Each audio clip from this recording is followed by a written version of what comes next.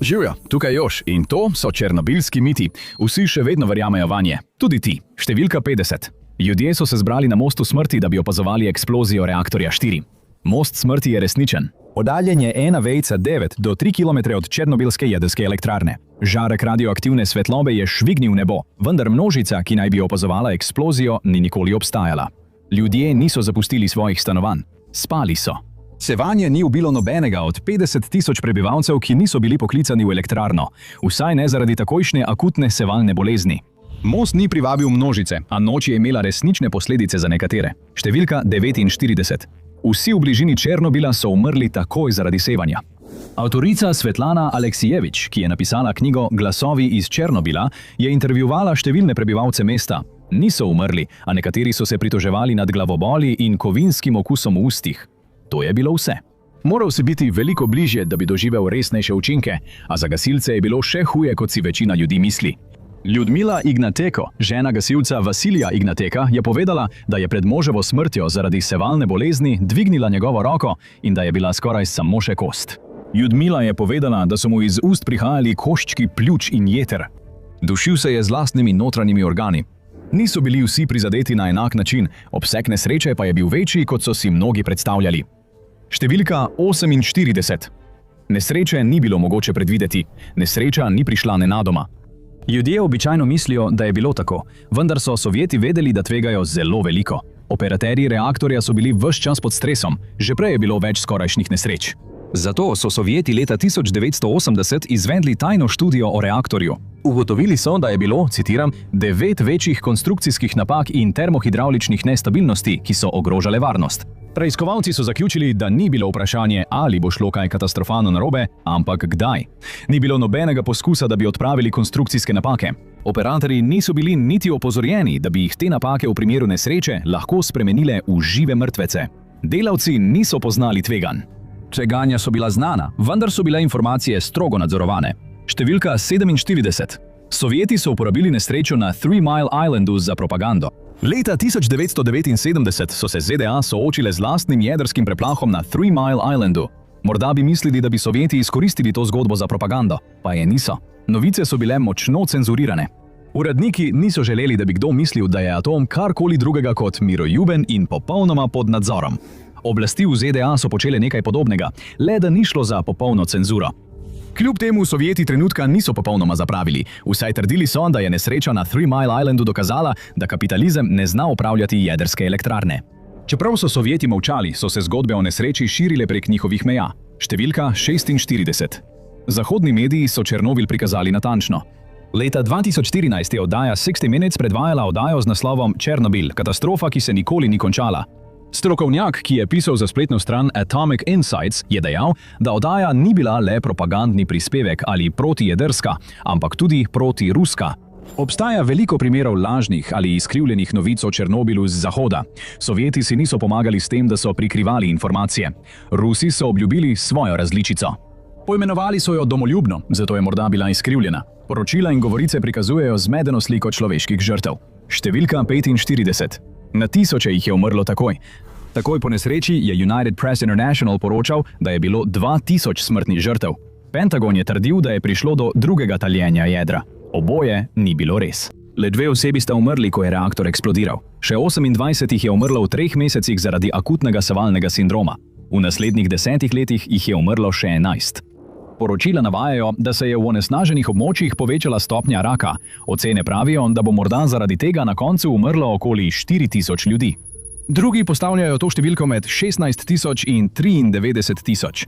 Z drugimi besedami, nihče se v resnici ne strinja glede dolgoročnih zdravstvenih posledic. Strah se je razširil daleč preko neposrednega območja in vplival na odločitve na nepričakovane načine. Številka 44. Sevanje je povzročilo množične splave po vsej Evropi. Res je, da so nekateri začeli prekinjati nosečnosti, vendar jih je k temu vodil strah. Na Danskem, čeprav ravni sevanja niso predstavljale pomembnega tveganja za nerojene otroke, je vseeno prišlo do več primerov izgube ploda. Tudi drugje se je povečala stopnja splavov. Na Švedskem, Norveškem, v zahodni Nemčiji, celo v Združenem kraljestvu in v nekaterih regijah Francije so zabeležili porast prekinitev nosečnosti. Ocenjuje se, da je bilo po vsej Evropi med 100 000 in 200 000 presežnih splavov. Skrbi glede nosečnosti so bile razširjene, čeprav jih znanost ni podpirala. Številka 43. Sevanje je povzročilo razširjene prirojene napake. Obstajal je razširjen strah, da bi se pri otrocih lahko razvile ne le zgodnje oblike raka, ampak tudi prirojene napake. Ljudje so si predstavljali učinke podobne majhnim ali velikim glavicam in deformiranim očem, kot so jih videli na Japonskem po atomski bombi ali v bližini nekaterih ruskih in ameriških jedrskih poligonov. V nedavni študiji, objavljeni pri ameriških nacionalnih inštitutih za zdravje, so znanstveniki zapisali, da niso našli, citiram, nobenih dokazov, da bi izpostavljenost sevanju zaradi nesreče v Černobilu povzročila genetske spremembe, ki bi se prenesle na otroke. Radioaktivne padavine so povzročili nekaj nenavadnih zgodb, vključno s tistimi o mutantih. Številka 42. Mutirane živali in ljudje obstajajo. Zgodbe o mutiranih pošastih in divjih psih s pasimi supermočmi niso povsem resnične. Obstajajo dokazi, da so živali, ki živijo na onesnaženih območjih, pogosteje zbolevale za tumorji in imele več prirojenih napak, vendar je izključitvena cona postala zatočišče za divje živali. Pravijo, da je volkov 7-krat več, povečalo pa se je tudi število risov, bizonov, losov, jelenov, divjih prašičev in medvedov.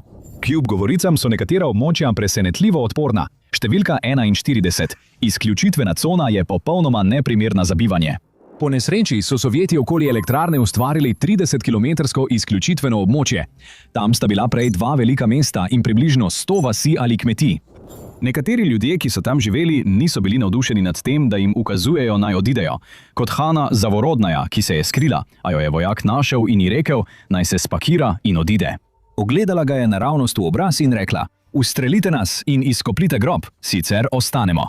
Ko je poslušala, kako ji vojak razlaga nevarnosti, je odgovorila, sevanja se ne bojim, lakote pa. Verjetno je imela prav.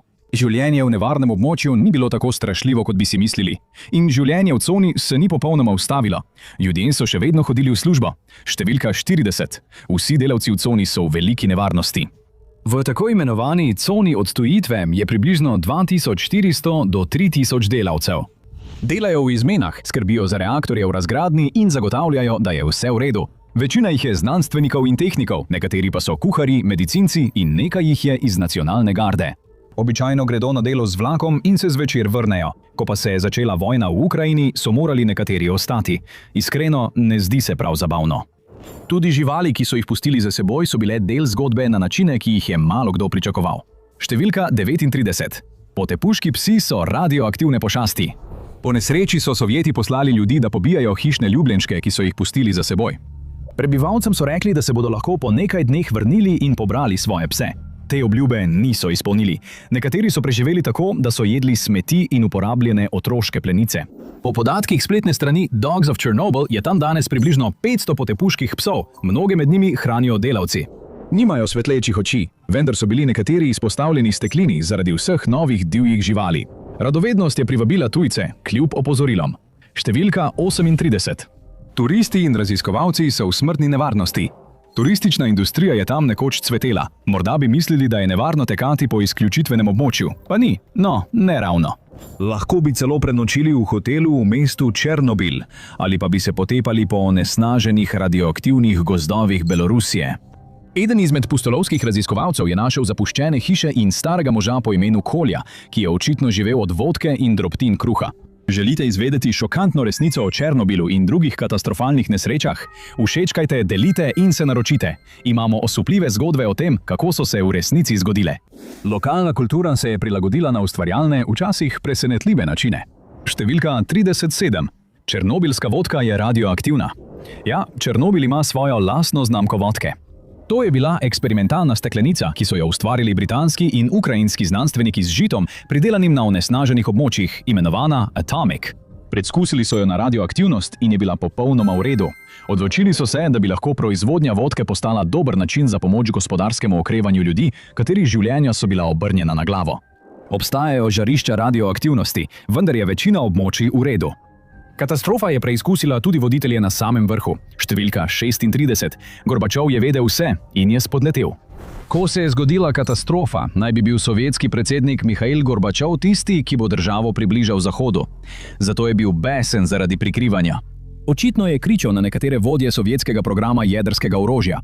Rekli ste nam, da je vse popolnoma varno. Domnevali ste, da vas bomo gledali kot bogove. V drugem izbruhu jezenja je rekel, da je celoten sistem temeljil na prilizovanju, hvalisanju, prevarah, nepotizmu in preganjanju disidentov.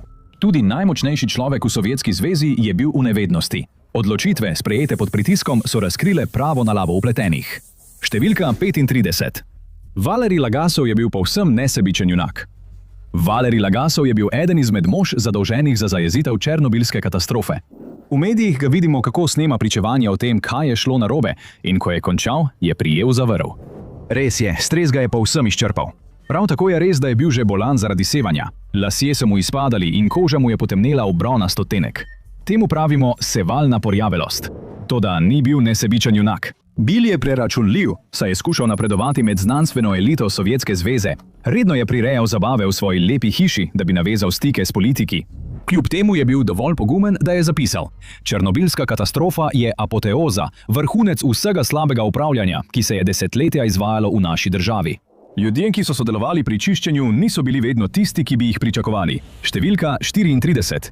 Pri čiščenju in v bolnišnicah so delali samo moški. Pogosto se domneva, da so se s katastrofo spopadali moški. To ni res. Ni povsem jasno, kaj so točno počele, vendar podatki kažejo, da sta bili od 237 bolnikov sprejetih v bolnišnico številka 6 zaradi akutne sevalne bolezni, 2 ženski, njuno zdravje in počutje pa sta bila prizadeta na različne načine. Številka 33. Likvidatorji so preživeli brez zdravstvenih težav. Približno 600 tisoč likvidatorjev je bilo pripeljanih, da bi zmanjšali radioaktivno onesnaženje. Mnogi med njimi so bili novi vojaški naborniki. V povprečju so prejeli 120-kratnik letnega odmerka sevanja, ki velja za varnega. Kar ne slišite je, da so pogosteje zbolevali za levkemijo, rakom ščitnice, sivo mreno in imeli srčno-žilne težave. Verjame se, da je 13% poročalo o težavah z živčnim sistemom zaradi vsega stresa. Študije so pokazale, da si mnogi od njih niso opomogli zaradi doživljenjskih stresnih motenj in pretirane uporabe vodke. Prebivalci so doživeli dogodek. Različno, odvisno od tega, kako blizu so bili. Številka 32. Vsi bližnji prebivalci so dobili sevalno bolezen. Prebivalec Pripjata, Paša Kondratijev, je povedal, da so se v noči nesreče on, njegova žena in njune mlade hčerke odpravili na most, da bi videli, kaj se dogaja v elektrarni. Njegova hči Tatjana je dobila astmo, ki jo je 7 let kasneje ubila. Je bila zato delno kriva radiacija? Težko je reči. Tako je pri Černobilu. Nihče se ne more strinjati. Nekatere zgodbe, ki so krožile v tistem času, so bile bolj skrajne kot resnica. Številka 31. Sovjetska vlada je usmrtila nasprotnike.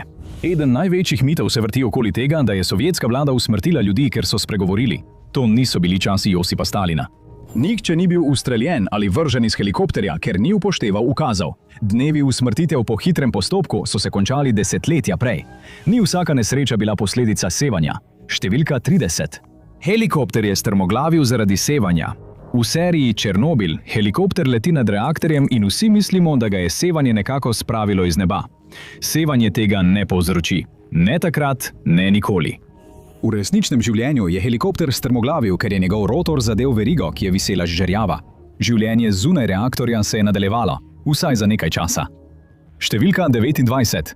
Pripjat se je takoj pogreznil v kaos. Pripjat ni bil vojno območje, ni bilo alarmov, ni bilo panike. Evakuacija se je začela šele 36 ur po eksploziji reaktorja. Večina ljudi je svoj dan preživjala z ribarjenjem, igranjem nogometa, pranjem spodnjega perila in gledanjem sovjetskih telenovel na televiziji. Govorice o škodi so se hitro širile, včasih na nenavadne načine.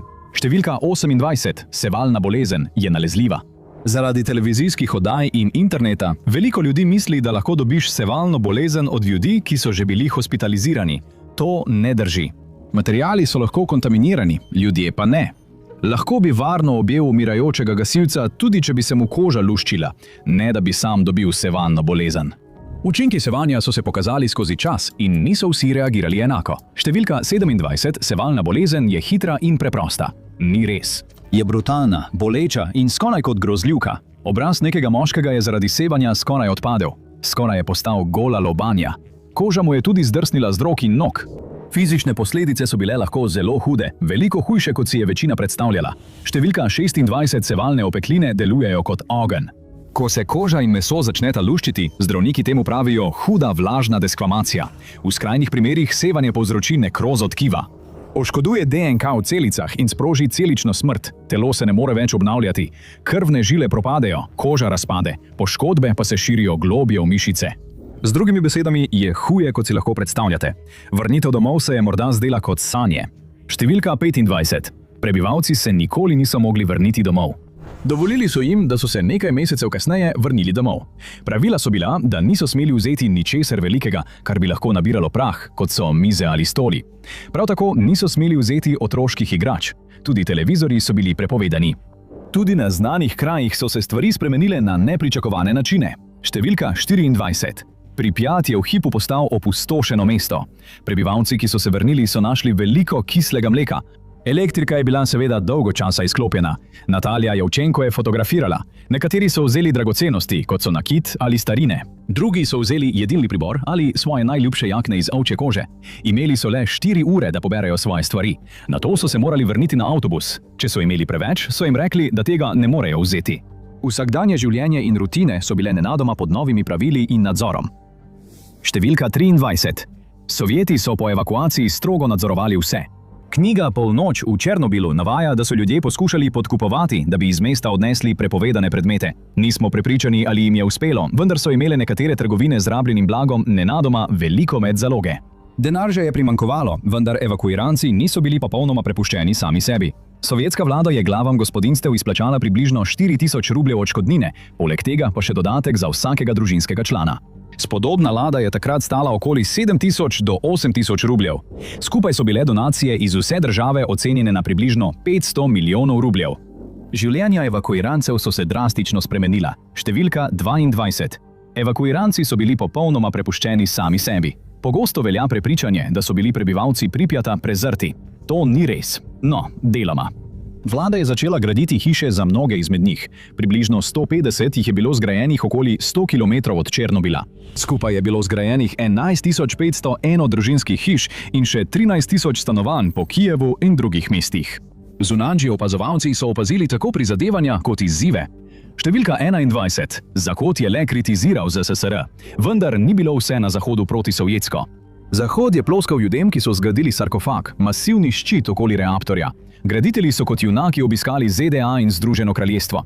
90 000 jih je sarkofag zgradilo v 206 dneh. To ni bil le inženirski podvig, ampak tudi veliko tveganje za njihova življenja. Tako so, čeprav je hladna vojna še vedno divjala, dobili spoštovanje Zahoda, finančni in politični stroški nesreče pa so se hitro kopičili. Številka 20. Černobil je sam spravil Sovjetsko zvezo v bankrot. Ocene se razlikujejo, vendar je nesreča morda stala 128 milijard dolarjev. V času, ko je primanjkovalo denarja, pojavile so se govorice, da je CIA povzročila nesrečo. In če bi jo res, bi to zagotovo pomagalo pri padcu Sovjetske zveze 5 let kasneje. Ampak ne, CIA s tem ni imela nič. In najbolj nevaren kraj je postal središče nekaterih največjih mitov. Številka 19. Slonova noga ubije v nekaj sekundah. Govorilo se je, da je najbolj radioaktivni kraj na svetu slonova noga v Černobilu. Noga je bila mešanica staljenega jedrskega goriva, betona, peska in jekla, ki so se med eksplozijo stopili skupaj. Govorilo se je, da če bi stal poleg nje, 30 sekund bi te zagotovo čakala mučna smrt. Leta 1986 je bila radiacija tako močna, da bi bilo že nekaj minut lahko smrtonosnih. 30 sekund ne bi bilo varno, vendar bi preživel.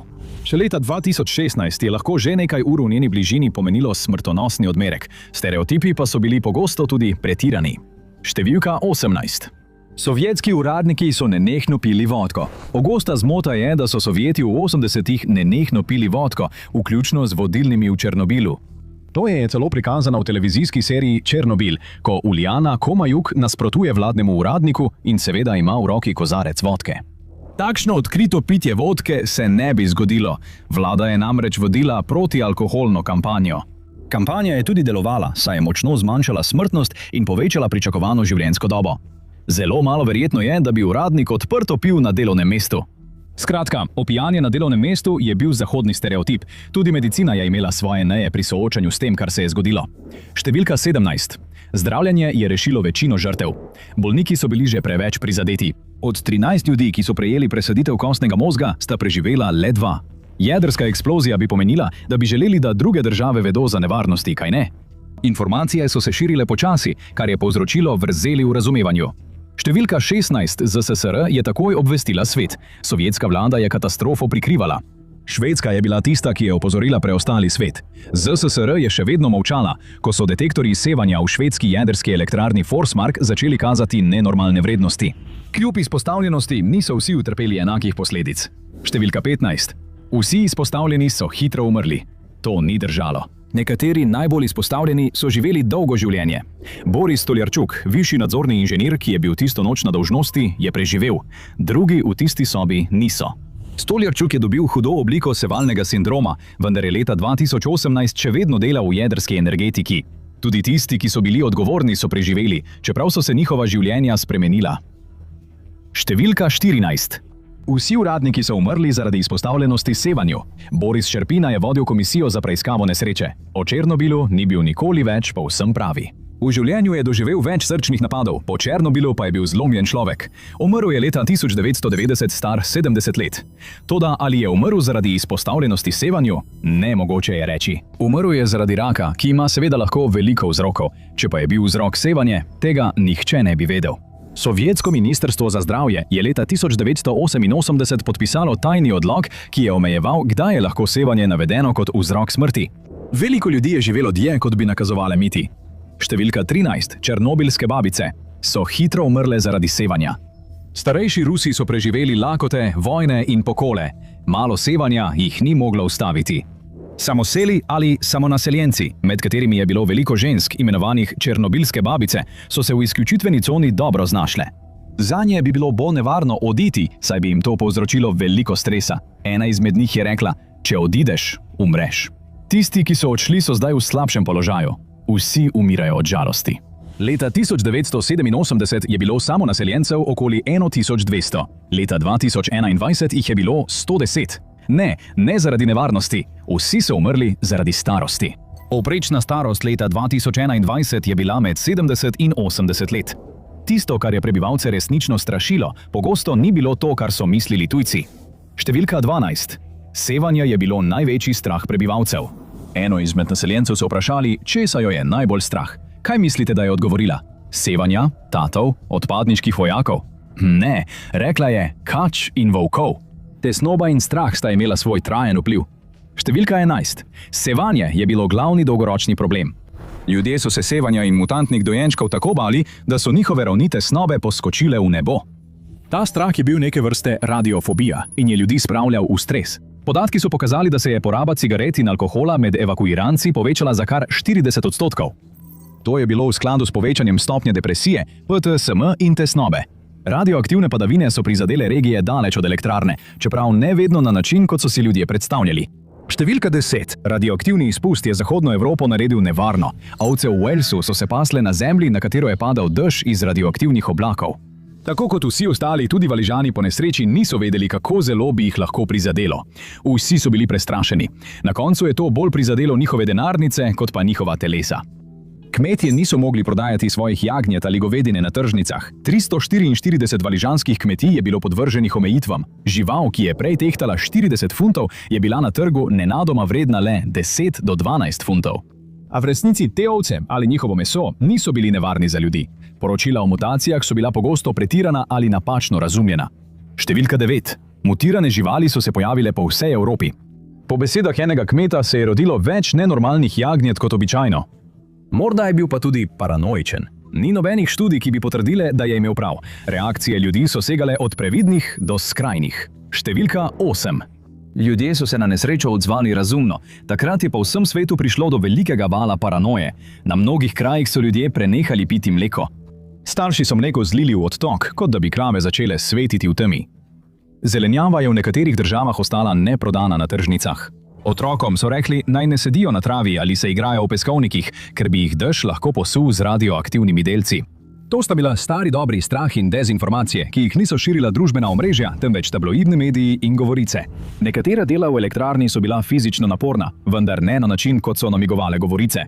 Številka 7. Černobilski rudarji so delali goli. Rudarji so morali izkopati jamo pod reaktorsko ploščo, da bi ustavili vso radioaktivno lavo, ki bi lahko dosegla postalnico in potencialno ubila polovico Evrope. Močno so se potili in odložili nekaj kosov oblačil, vendar nikoli niso bili goli.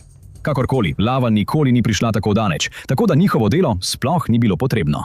Ni bila samo ena oseba kriva za nesrečo. Številka 6. Nekaj nesposobnih operaterjev je povzročilo nesrečo.